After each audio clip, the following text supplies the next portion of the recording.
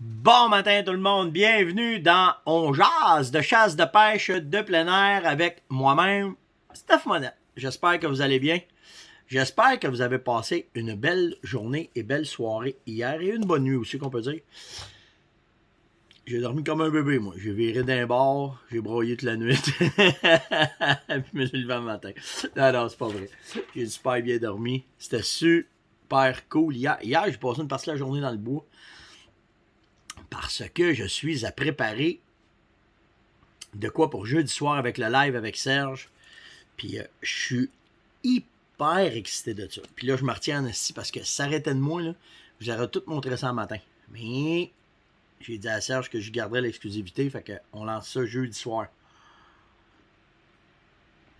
Je suis vraiment content de ce qu'il y a. En tout cas, j'ai bien hâte de vous en parler. Il va y avoir de la misère à me retenir à pas parler, Serge. Je vous le dis.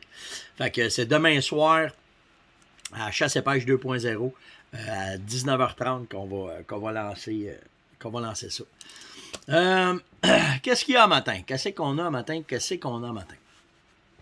Nouvelle loi qui a été déposée pour les rampes de mise à l'eau des bateaux. J'ai hâte de voir comment est-ce que ça va se dérouler. J'ai juste eu l'information en dernière minute. Fait que on va avoir un œil là-dessus, puis on va vraiment vérifier comment est-ce que ça va virer cette affaire-là. Parce que ça a plus de Christy de bon sens. Les lacs appartiennent aux citoyens, puis que certains... les associations de lacs, là, c'est de la... Ça n'a pas de bon sens où est-ce qu'ils s'en vont avec ça pour empêcher l'accès au lac, puis ceux qui sont sur le bord d'un lac, ben, ils veulent l'avoir comme un lac privé. Puis c'est pas le même que c'est supposé marcher au Québec. Les plans d'eau appartiennent au peuple, puis j'ai pas de problème à ce qu'il y ait du contrôle, à ce qu'il y ait du... comment je peux vous dire ça? Qu'il y ait certaines lois pour empêcher soit l'envahissement du Mériophile AP, ou en tout cas, toutes ces affaires-là, l'environnement, les berges, j'ai pas de trouble avec ça, sauf que ça appartient à tout le monde. Puis moi, je me suis battu avec ça il y a 2 ans, juste avant le COVID. Naturellement, les associations sont au ralenti avec le COVID, mais l'association qu'on a ici en région, le RAFA, j'avais été me battre là, contre justement les propriétaires de lacs pour pas empêcher, pour les empêcher de mettre des lois. Puis là, ma blonde, elle sera pas contente, là, mais que les élus se plient des genoux devant ces gens-là contre la majorité des citoyens qui veulent utiliser les lacs parce qu'ils veulent ci, puis ils veulent ça, puis ils sont pas clairs avec moi avec ça, c'est sûr et certain. Même si ma blonde, elle est conseillère, je ne laisserai pas aller ça, en tout cas pas dans mon coin. Je sais que les gars de l'UPF vont se battre aussi pour ça. Puis il y a une autre association, là, des pêcheurs sportifs. Et eux autres aussi font la même affaire. Mais naturellement, quand ça tombe dans les mains des fonctionnaires, que ce soit municipaux ou provinciaux ou nationaux, ils ont un deux doigts dans le nez puis ça avance pas trop vite. Puis qu'est-ce qui arrive, c'est que souvent, puis c'est ça qui m'a mis en... Je sacrais pas matin, là, mais qui m'a mis en cibole. C'est que moi, j'ai vu des jeunes de ma région. Tu sais, moi, je suis dans une région défavorisée un peu. Puis, quand je vois des jeunes qui arrivent avec une vieille chaloupe, un vieux moteur électrique, 2 bouts de fil, une vieille batterie, qui se mettent à l'eau et qui veulent aller à la pêche, c'est pas moi qui vais les empêcher, certains.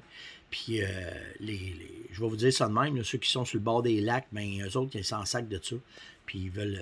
fait que, en tout cas, j'ai hâte de voir comment est-ce que cette nouvelle loi-là va être appliquée, puis comment est-ce que les municipalités vont s'en sortir avec ça, puis qu'est-ce qui va arriver avec ça. Mais on va avoir un œil là-dessus, c'est sûr et certain.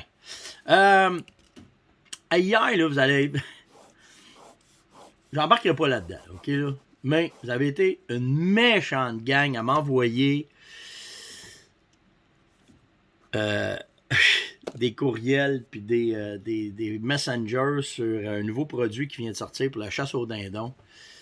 Puis vous vouliez que je commente. Moi, là, je commenterai pas ça, c'est sûr et certain. Puis je donnerai pas de publicité là-dessus, c'est sûr et certain.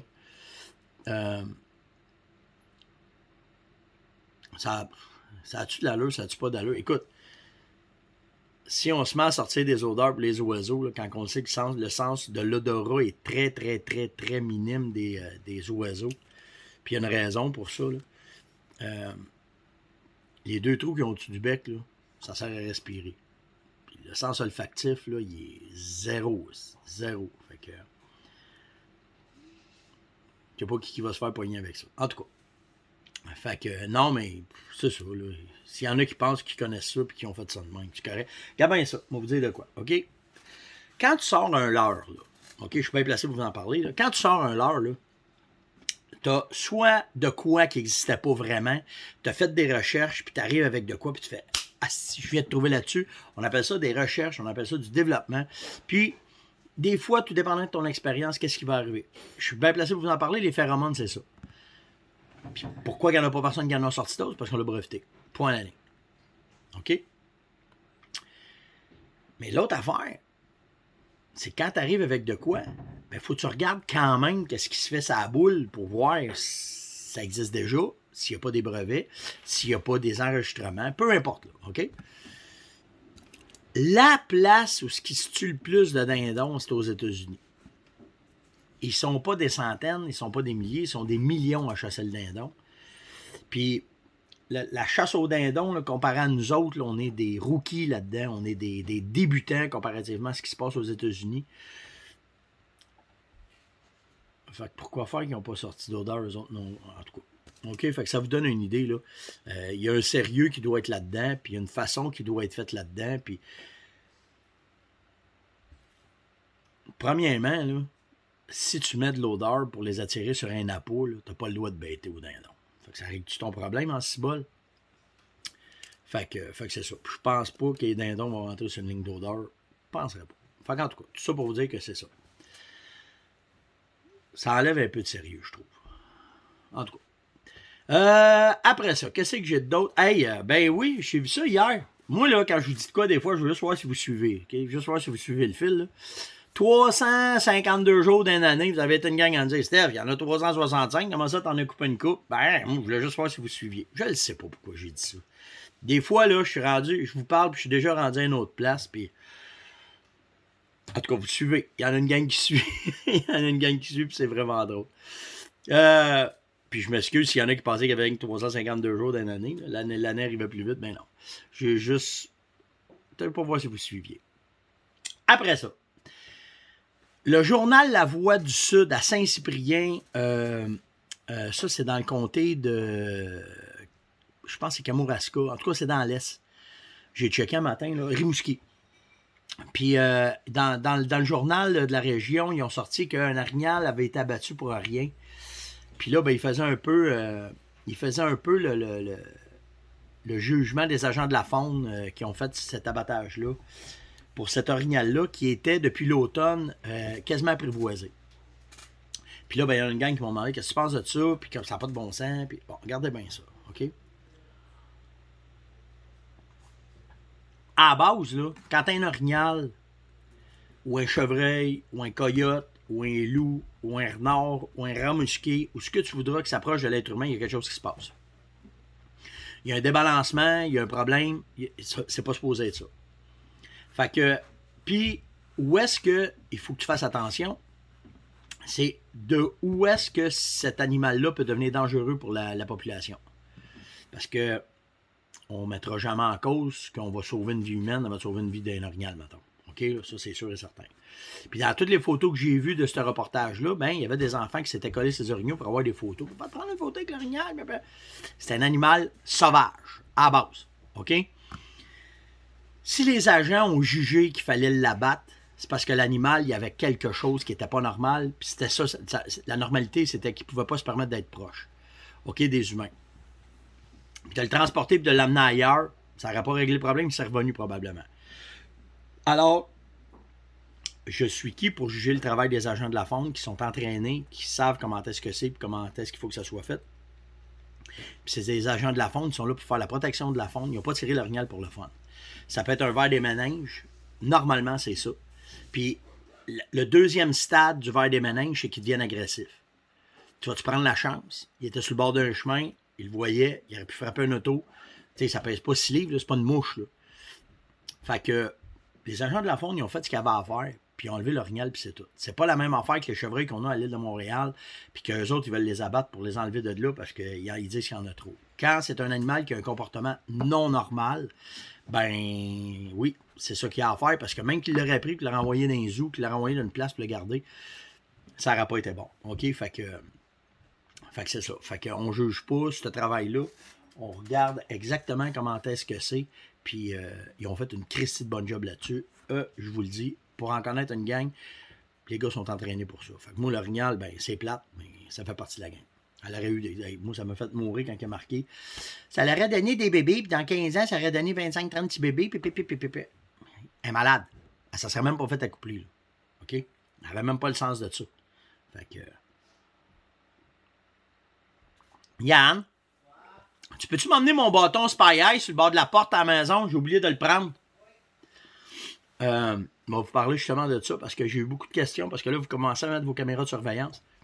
Puis les gars voulaient comprendre le système Spy Eye. Là, je vais vous en parler. Yann va m'emmener mon bâton, puis je vais vous en parler. Fait que c'est ça pour le regard.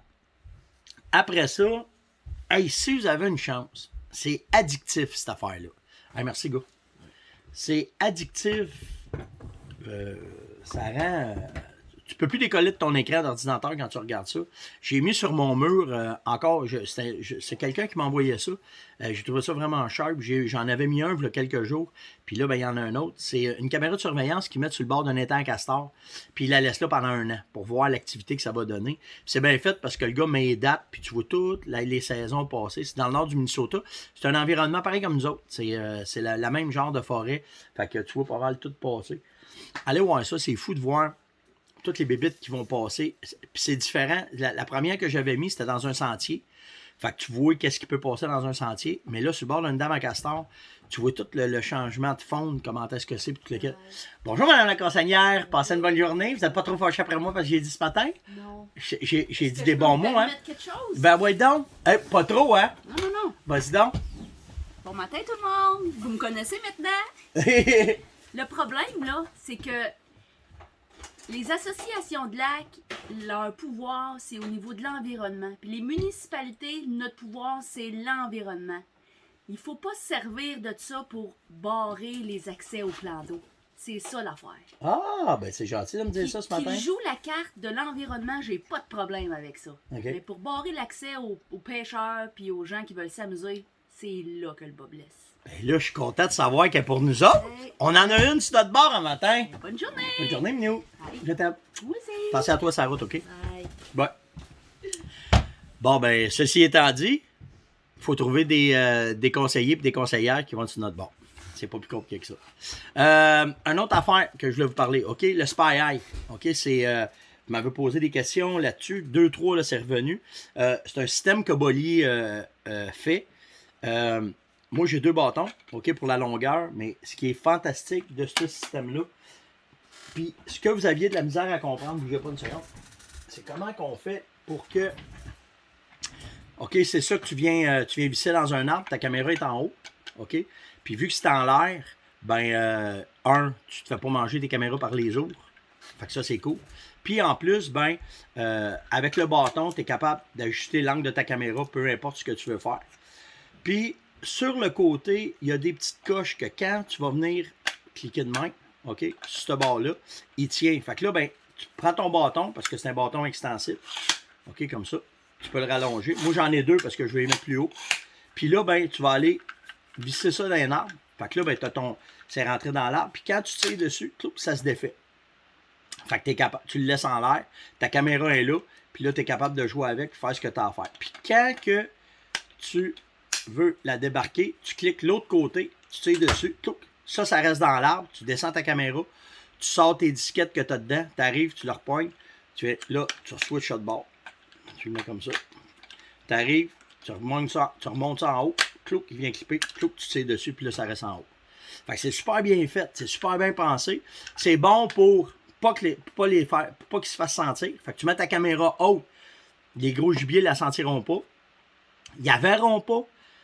Puis en plus, tu ne te feras pas voler parce que tu es au-dessus de la hauteur des yeux des gens. Puis tu sais, moi, ce que j'aime, je m'en suis recommandé d'autres. Bolly va m'en envoyer d'autres. Je m'en suis commandé 7-8 pour toutes mes caméras. Ben, pour certaines de mes caméras. Ce qu'il y a de le fun, c'est que tu as un 4 pieds que tu vas aller chercher. Ça vient clipper, c'est cool. Fait que moi, j'ai 2 fois 4 pieds. Fait que tu vas monter ça quasiment à 8-10 pieds dans les airs. Puis là, tu vas pouvoir visser ça en haut. C'est une belle patente, une affaire bien faite. Puis si, mettons, vous avez pas... vous voulez pas acheter le système avec les bâtons, il y a un système qui se vend que tu as juste la petite clame ici en haut. OK, juste ça. Là. Tu peux juste acheter ça. Puis ça vient se mettre au bout d'un bâton, d'un manche à balai ou d'une branche que tu veux. Tu es capable de fitter ça après. Puis là, d'aller le mettre en haut puis de faire tes affaires la même affaire. Fait que c'est un excellent système, le fun, pour pas te faire voler tes caméras. Puis pour pas que les chevreuils, les orignaux puis les ours les sentent. Moi, c'est ça que j'ai trouvé bien, bien cool. Puis là, j'en ai qui sont installés, mais là, ça se rend pas encore. Il y a encore trop de neige où les chemins défoncent. Fait que j'attends juste que ça sèche un peu pour pouvoir aller voir ça. Puis là, il annonce froid, je pense. Il annonce des moins quelques, là, demain ou après-demain. On va peut-être être capable de marcher sur la croûte puis aller voir ça. Puis on va profiter pour essayer de faire... aller voir les cornes, s'il y a des cornes dans ce coin-là. J'avais un petit boc. Là. La dernière fois que je suis allé, j'avais un petit boc qui était là. Peut-être qu'il va avoir perdu ses cornes dans ce coin-là. Le temps avance. Après ça, une autre question que j'ai eue. Hey, je n'ai même pas parlé de personne un matin. Ah oui, c'est Yvon Berthelet qui m'a... Ah, ok, les phéromones, j'arrive là-dedans. J'ai Yvon Berthelet qui m'a demandé hier, Stéphane, comment ça marche les phéromones? C'est simple, check bien ça. Premièrement, ça vient souvent... Là, j'ai pris celle d'ours, mais tu l'as pour l'orignal, tu l'as pour le chevreuil, ok? Fait que tu as tes 2 fioles qui sont dans ton empaquetage. Tu as ta bouteille d'urine qui est là. Que ce soit femelle ou mâle. La différence, c'est que tu as le bleu, c'est les mâles, et le rouge, c'est les femelles. OK? Fait que quand tu rouvres ton blister pack, ton emballage, là, tu as ta petite fiole. OK? C'est là-dedans qui sont les phéromones. Pour pouvoir les activer, ça prend ce liquide-là. OK? Ça prend cette odeur d'urine-là dedans. C'est tout synthétique, ça se garde longtemps, il n'y a pas de problème. OK? 5 ans, là. À date, là, après 5 ans, on voit une certaine détérioration, mais ça se garde au moins 5 ans. Ce que tu fais, là, je le rouvre, je ne l'ai pas ici, mais tu rouvres ta bouteille, tu enlèves le bouchon, tu prends ta fiole, puis tu la mets là-dedans. Tu brasses, 30 secondes, c'est prêt. Ça, une fois que c'est dedans, c'est bon pour 24 à 36 heures. Les phéromones s'activent dans le liquide. Puis là, ce que ça fait, c'est que les phéromones vont donner l'action que c'est supposé donner puis d'intéresser ton gibier. C'est quoi des phéromones? C'est la seule hormone qui est sexuelle. Toutes les autres hormones, c'est des hormones pour préparer le corps au sexe. OK? Mais les phéromones, c'est vraiment c'est les seules hormones qui sont volatiles, qui sont lâchées dans l'air pour que le mâle puisse détecter le taux de fécondité de la femelle. Fait que quand ça, c'est dans les airs, ça veut dire que quand une fois que c'est dans ta bouteille, puis tu vas l'avoir pour, mettons, on va dire 36 heures, c'est dedans, OK? Quand tu vas vaporiser ça dans les airs, les particules de phéromones sont activées. Quand le gibier le ressent, à l'état naturel, ça dure à peu près maximum 20, 25, 10, 15, 20 secondes. Là. Lui, c'est pour ça que vous voyez les box se lever à la tête, puis ils analysent ça. Ils ont des glandes spécifiques à ça. La glande de Jacobson, le chevreuil, c'est plein, le nez est bâti juste pour ça. Puis là, il va analyser comment est-ce que la femelle est prête pour se faire accoupler. Quand il y a une femelle qui n'a pas de mâle alentour d'elle puis qui est en estrus, que les phéromones sont actifs en dedans d'elle, quand elle va uriner, bien ça, dans l'air, c'est là que le boc rentre puis il vient. Tu parles de quelques minutes à l'état naturel et tu parles de plusieurs heures à l'état synthétique.